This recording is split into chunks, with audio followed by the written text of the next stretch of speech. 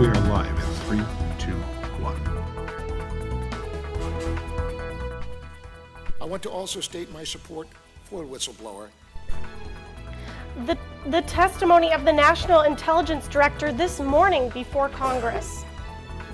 A serial rapist linked to cases in Utah and Wyoming is arrested. I don't know, it would be nice if we knew what it was for. What parts of BYU campus are under construction and what students are saying about it.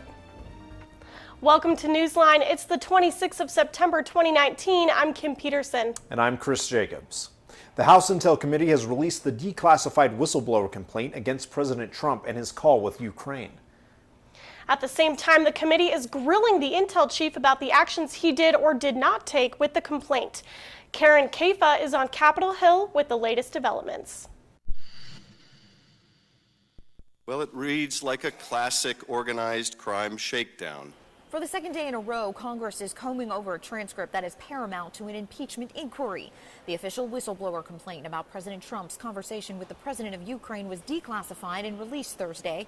In the official complaint, the whistleblower says, "In the course of my official duties, I have received information from multiple U.S. government officials that the President of the United States is using the power of his office to solicit interference from a foreign country in the 2020 U.S. election."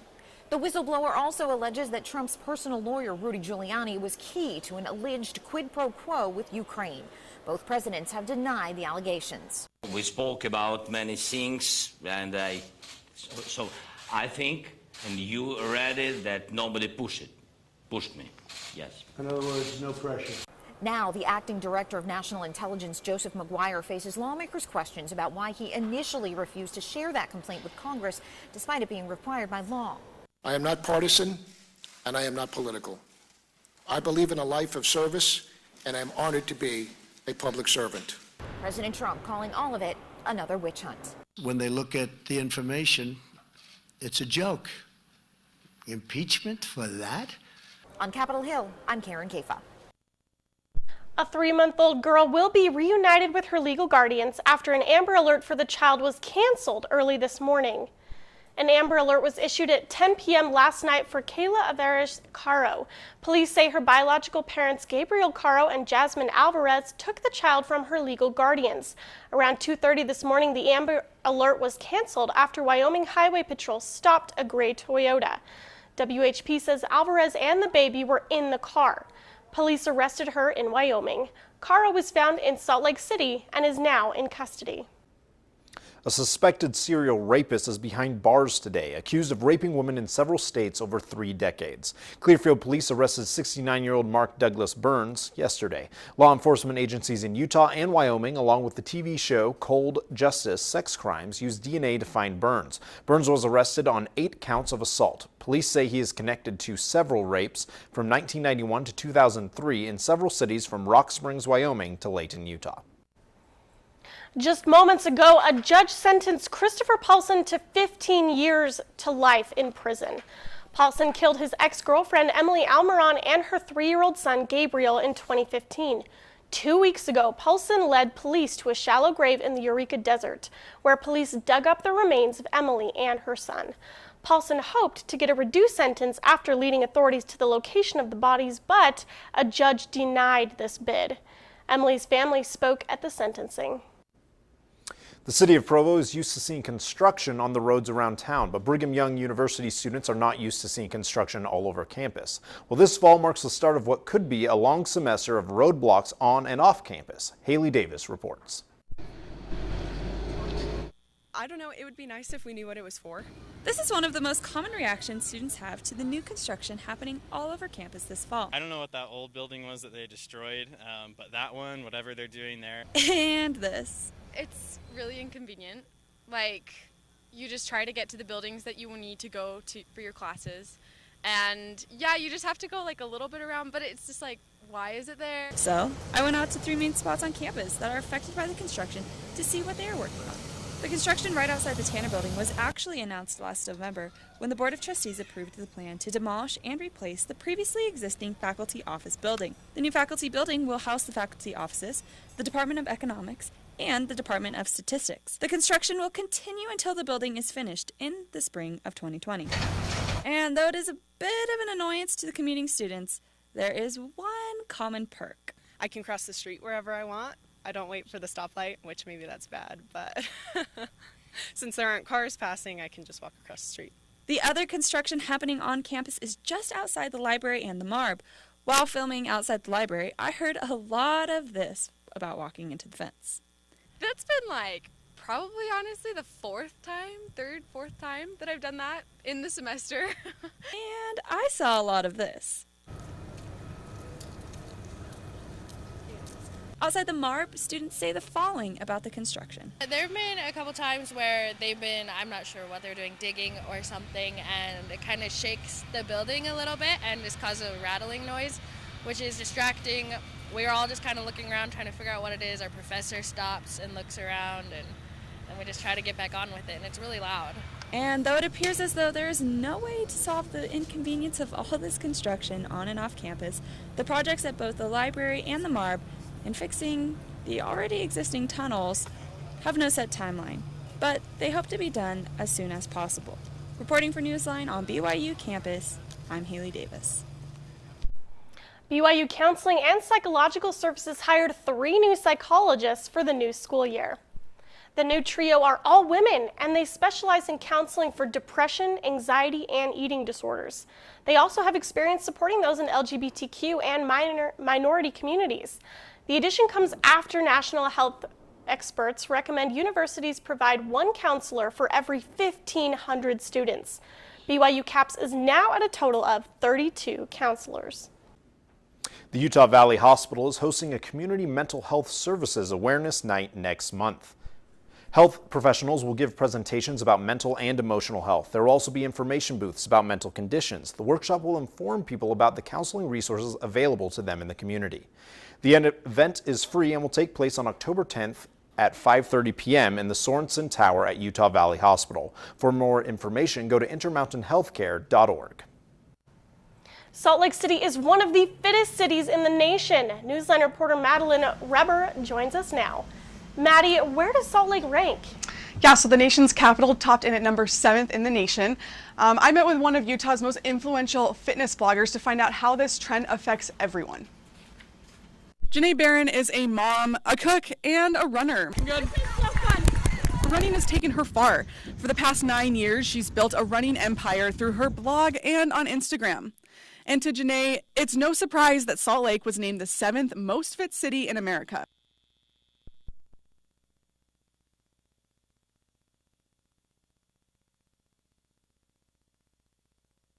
The Men's Health study used 2 factors to determine the healthiest cities: people and people. Those that fill up local and national parks, and elected officials actively responding to the needs of a growing community. Officials responding can be anything from building new parks to fixing that old pothole in the middle of the bike lane. The study also brought in numbers from the CDC on overall obesity and heart health. So how did Salt Lake make it to the top? The report says outside of CrossFit gyms, our access to trails and open water plays a big role. Utah has 43 state parks and 5 national parks. Those parks total more than 95,000 acres of recreational land. People want to be outside here. Most of Utah's population lives in the Salt Lake Valley along the Wasatch Front, where mountains are very accessible. Janae says the growing industry gives her a large network of women she can connect with. Yeah, so Janae says being a mom is a big deal here in Utah because it does give her a great access to a bunch of women that have similar interests as her. Doctors also say that outside of intense, vigorous activity, just the fact that we live so close to mountains gives us an upper hand that gyms might not give us. So where are the top cities for fitness?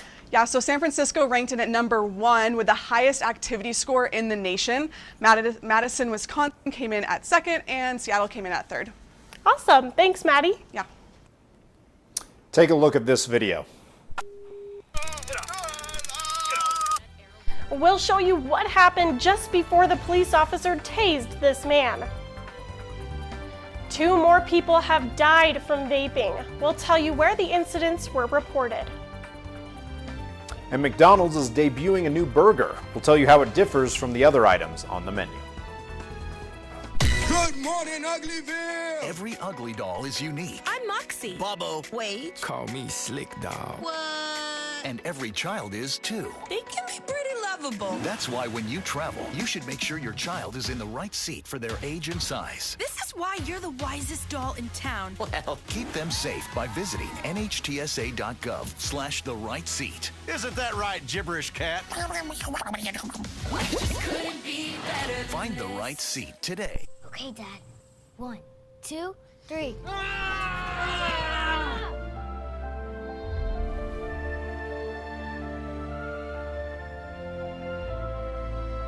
You saved me. Dad? Are you okay? I'm fine, dear. Your hero needs you now, and AARP is here to help. Find the care guides you need at aarp.org/caregiving.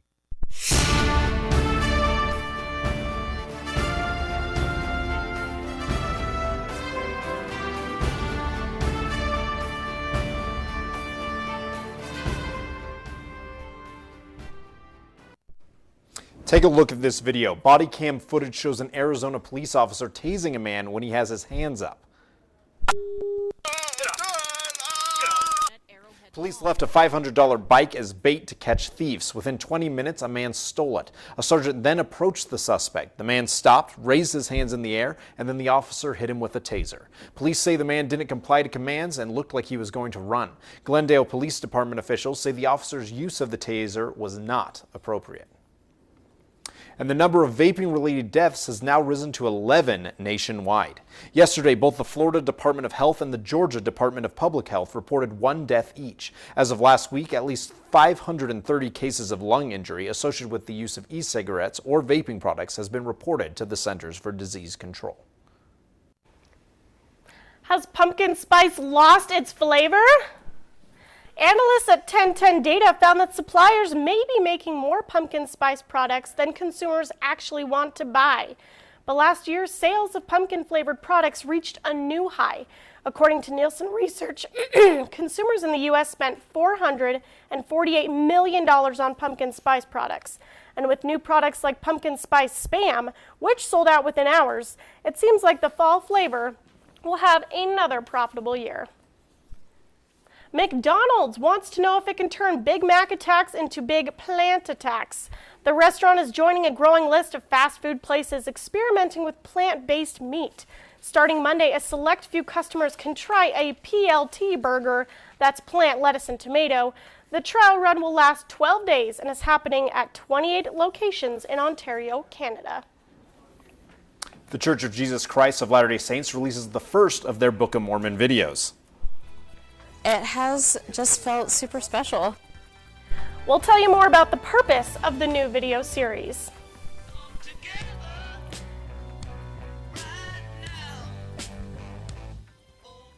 The 50th anniversary of Abbey Road by the Beatles is celebrated.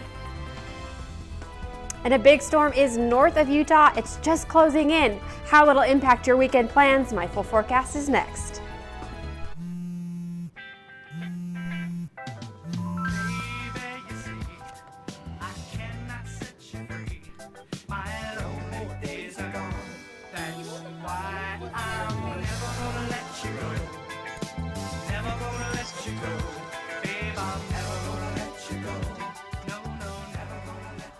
Here you go. Thank you. Thank you.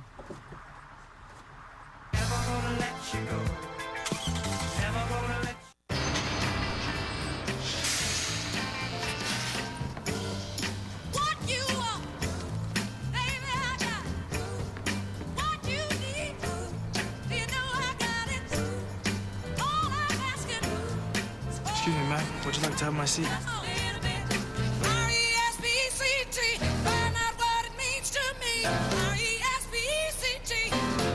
A message from the Foundation for a Better Life.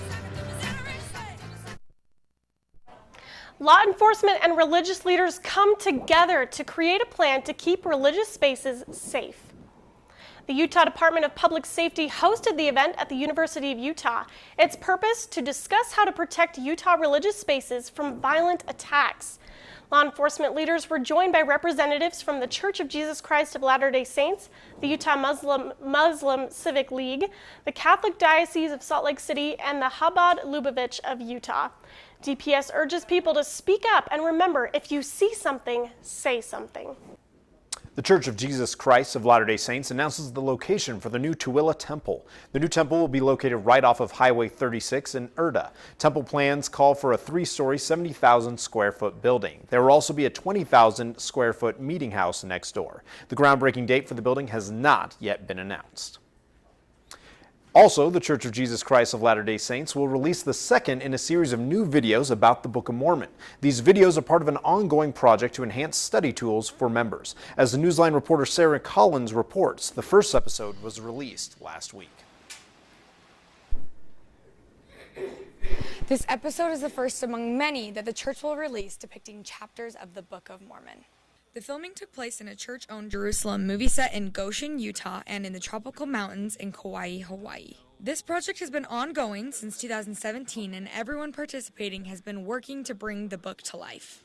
You do research into the background of the character, everything you can gather about their life and what they experienced personally, and then you try to get research historical background, right, to see the context of what they lived and what life might have been like. The First Presidency hopes the videos will help enhance the study of the scriptures and increase understanding for those reading the Book of Mormon. It's not necessarily a dramatization of the scriptures, but it is a visualization of the scriptures. It's exciting to see all the different resources that have come together to make this project a reality and to bring the message of the gospel of Jesus Christ to all corners of the world. Each Friday until the end of the year, a new episode will be released. These videos will cover 1 Nephi to Enos. The rest of the videos will be released in 2020 and 2021. For many members, this is an exciting addition to the church's gospel media library. I think this is such a cool opportunity. Not only would it help me in my own scripture study, like if I want to understand a story better, see the context of it, I can also share it when I'm teaching a lesson. I think that having these videos will give another way to appreciate the grandeur of the Book of Mormon. The videos will be posted in 15 languages, and episodes will be from 13 to 20 minutes long. A schedule of the video releases is posted online. Anyone wanting to watch these videos can check them out on the church's website at churchofjesuschrist.org or on their YouTube channel under Book of Mormon, and watch as they're released every Friday. Back to you. Thanks, Sarah. Everyone is coming together to celebrate the 50th anniversary of the release of the Beatles' Abbey Road album. It was just announced a deluxe edition of the album will be released this Friday. Kenzie McGuire is here to tell us how Twitter users are commemorating the English rock band. The zebra-striped sidewalk is back on your Twitter feed, and here's why you should let it be.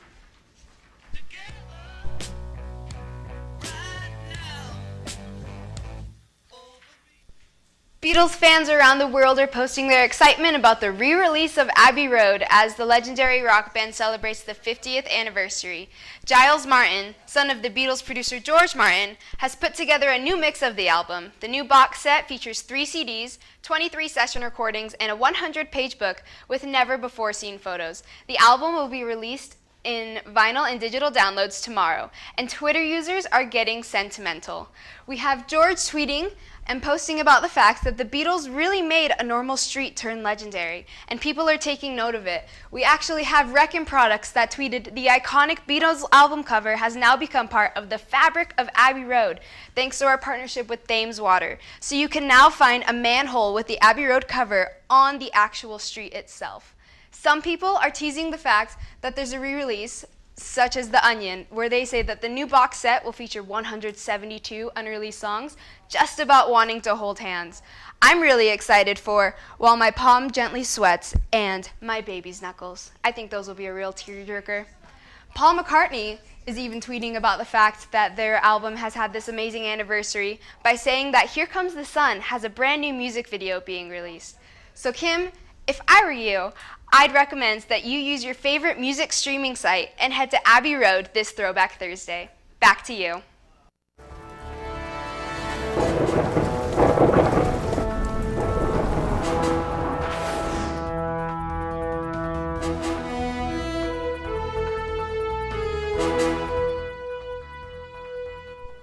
Emergency crews are still cleaning up this morning after 2 confirmed tornadoes touched down in western Wisconsin.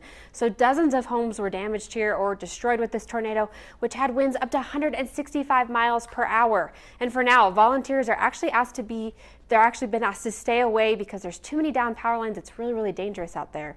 We haven't had any winds like that here at home in Utah, but we do have a good storm headed our way. Take a look at this right here. Right now, this storm, the heat of it right now is over Spokane, but it's going to drift into Idaho today, tonight. By Friday, tomorrow, this storm will be all the way down here to us in Salt Lake City. It's going to be a very, very wet weekend. I wouldn't make any outdoor plans. Today, though, our temperatures are looking great. Our high and lows pretty average for this time of year. In Logan, it'll be 74 degrees, 48 at night, so a little chilly out there. But Salt Lake City at 80 degrees, Provo at 82, Moab down there in the 90 degrees still, and then in St. George, 85. So not too bad down there in St. George. St. George is actually going to get part of the rain this week. So looking at your 5-day forecast, that rain will only be one day, but it's good because you've got 100 days without rain going right now. So we might break that on Sunday. You'll cool down to 73 degrees. Then by Monday and Tuesday, though, you'll stay pretty warm at that 74 degrees, but with no rain. So a good beginning of the week for northern Utah, though. Let's take a look at that 5-day. Our weekend's just going to be wet. It's going to be cool. We'll stay cool into Tuesday at 59 degrees, so pretty cool out there. We'll be right back.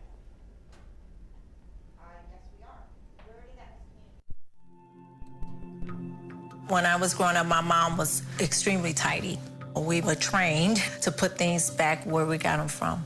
One day, when I walked into my mom's house, I felt like I walked to someone else's house. There was stuff everywhere, and just growing up the way I grew up, and to see this transition was very alarming. When Sean talked to me, it was a wake-up call, and that's when I went to the doctor.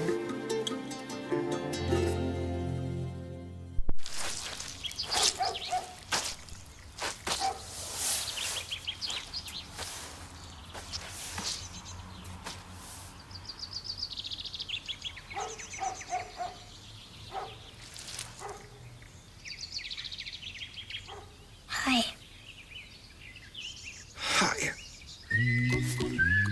Patience. Pass it on. A message from the Foundation for a Better Life.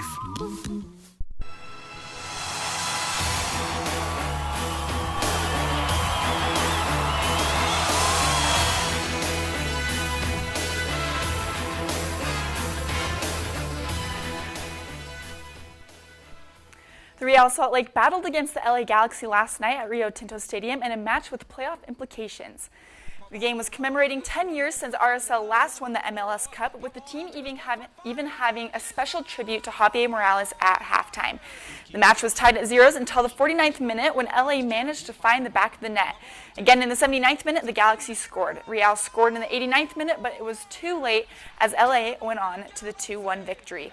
With their win, the Galaxy clinched their playoff spot, while Real stays put at 5th in the West. Meanwhile, the Royals were on the road and went head-to-head with the Reign FC. Seattle had the 1-0 lead until the 66th minute when Katie Singles scored for Utah.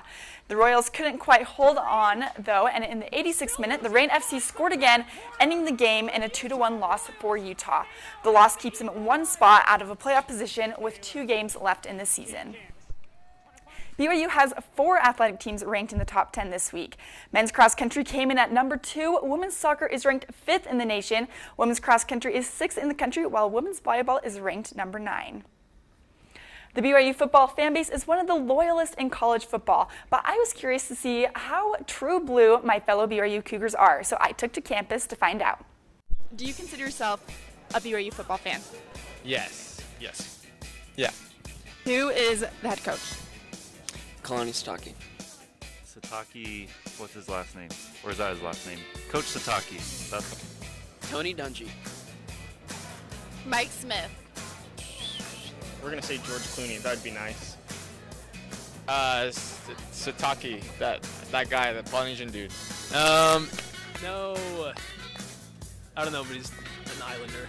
And who's BYU's quarterback? Zach Wilson. Zach Wilson.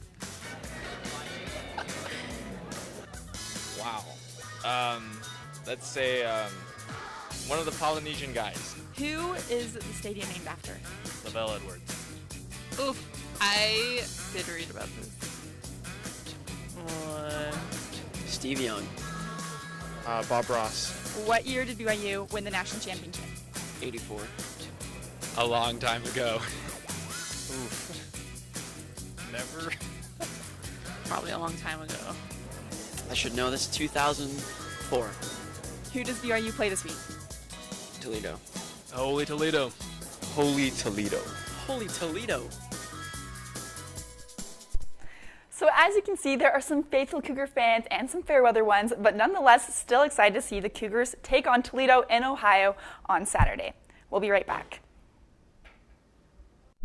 Each year, there are more than a dozen significant tropical and winter storms that threaten the East Coast. So chances are there will be more hurricanes and blizzards near here again. And between school, sports, and social lives, chances are you won't be with your kids when it happens. Will they know what to do?